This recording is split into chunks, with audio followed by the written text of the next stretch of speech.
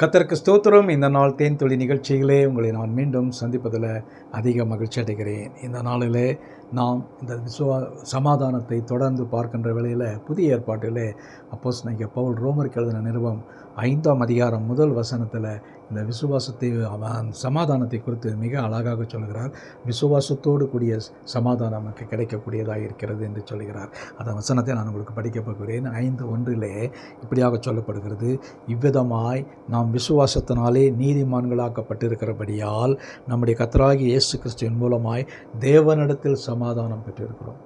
ஏன்னா அழகான ஒரு நிறைய ஒரு அர்த்தத்தை உள்ளதான ஒரு காரியமாக சொல்கிறார் பாருங்கள். அந்த வசனத்தில் நாம் விசுவாசத்தினாலே நீதிமான்களாக்கப்பட்டிருக்கிறோம். நாம் சாதாரணமானவர்களாக இருந்தோம். இயேசுவை விசுவாசிக்கிறதுனாலே, அவரிடத்துல நம்முடைய முழு விசுவாசத்தை வைக்கிறதுனாலே நாம் நீதிமான்களாக்கப்பட்டிருக்கிறோம். ஒரு காலத்தில் அக்கிரமத்திலும் பாவத்திலும் வீழ்ந்து கொண்டிருந்த நம்மை தேவன் நிலைநிறுத்தி நமக்கு வேண்டியதான அந்த நீதியை கொடுத்து நமக்கு இப்பொழுது வழிநடத்தியிருக்கிறார். இந்த வேளையில் கூட விசேஷமாக அந்த நீதியை பெற்றவர்களுக்கு அவர் கொடுக்கக்கூடியதான் காரியம் என்னவென்றால், நம்முடைய கர்த்தராகிய இயேசு கிறிஸ்துவின் மூலமாய் அந்த இயேசு கிறிஸ்து உங்களுடைய வாழ்க்கையிலே உங்களோடு கூட இருப்பாரே என்று சொன்னால், அந்த இயேசு கிறிஸ்துவை நீங்கள் சொந்த இரட்சகராக ஏற்றுக்கொண்டு உங்களுடைய வாழ்க்கை முழுவதையும் நீங்கள் அவருக்கென்று ஒப்பு கொடுத்து அவருக்கு பின்பாக அவருடைய சீஷனாக வாழ்வீர்கள் என்று சொன்னால், அவர் உங்களுக்கு சமாதானத்தை கொடுக்க வல்லவர். இந்த வசனத்தின்படியாக நாம் இயேசுவின் மூலமாக சமாதானத்தை தேவனிடத்தில் பெற்றிருக்கிறோம் என்று சொல்லப்படுகிறது. தேவ சமாதானம் இயேசுவின் மூலமாய் கிடைக்கக்கூடிய தேவ சமாதானம் நம் ஒவ்வொருவருக்கும் அவசியமாக இருக்கிறது. இந்த உலகத்தில் இப்படிப்பட்டதான நிலையில் சமாதானம் இல்லாத மக்களாக அநேக ஓடிக்கொண்டிருக்கிறார்கள்.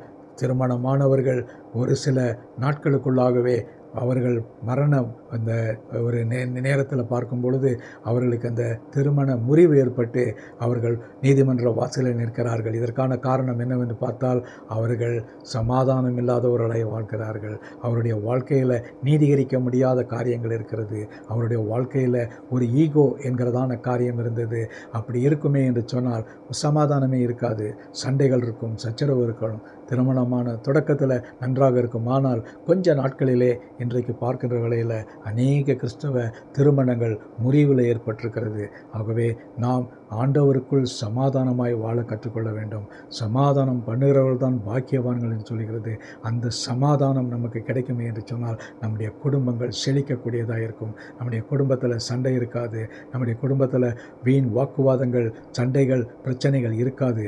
ஆகவே இந்த சமாதானத்தை நாம் இயேசு கிறிஸ்துவை விசுவாசிக்கிறதுனாலே நீதிமான்களாக்கப்பட்டு நாம் பெற்றிருக்கிறோம். அதோடு கூட ஒரே வழி இயேசு கிறிஸ்துவின் மூலமாகத்தான் இந்த சமாதானத்தை பெற்றவர்களாக காணப்படுகிறோம்.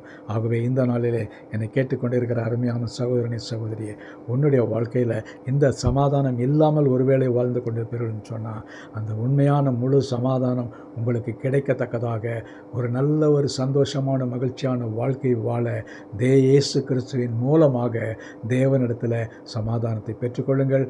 அந்த சமாதானம் உங்களுக்கு ஒரு ஆசீர்வாதமான மகிழ்ச்சியான காரியமாக இருக்கும். ஜெபிப்போமா. நல்ல ஆண்டவரே, எங்களுடைய வாழ்க்கையில் கூட ஆண்டவரே இந்த சமாதானத்தை தர வேண்டுமா ஜெபிக்கிறோம். ஆண்டவராய் இயேசு கிறிஸ்துவை நாங்கள் ஆண்டவரை உறுதியாய் பற்றி கொண்டு அவரோடு கூட ஜீவிக்கின்ற வாழ்க்கை நேரங்களில் எங்களுக்கு இந்த பூரண சமாதானம் கிடைக்கக்கூடியதாக இருக்கிறது ஐயா. அதை தர வேண்டுமாய் ஜெபிக்கிறோம். அதை வாஞ்சிக்கிறோம். இந்த நேரத்தில் நாங்கள் ஜெபிக்கிறோம். இந்த வசனங்களை கேட்கிறவர்கள் ஜெபிக்கின்ற வேளையில் நிச்சயமாக இயேசு கிறிஸ்துவின் மூலமாக தேவனே நீர் கொடுக்க சித்தம் கொண்டிருக்கிற அந்த சமாதானத்தை நீர் எங்களுக்கு தர வேண்டுமா ஜெபிக்கிறோம். மீட்பர் இயேசுவின் நாமத்தில் ஜெபிக்கிறோம் நல்ல பிதாவே. ஆமீன், ஆமீன். கர்த்தர் உங்களை ஆசீர்வதிப்பாராக. இந்த நாளிலே இயேசு கிறிஸ்துவின் மூலமாக தேவனிடத்தில் பெற்றுக்கொண்ட சமாதானத்தை தக்க வைத்துக் கொள்வோம். ஆமேன்.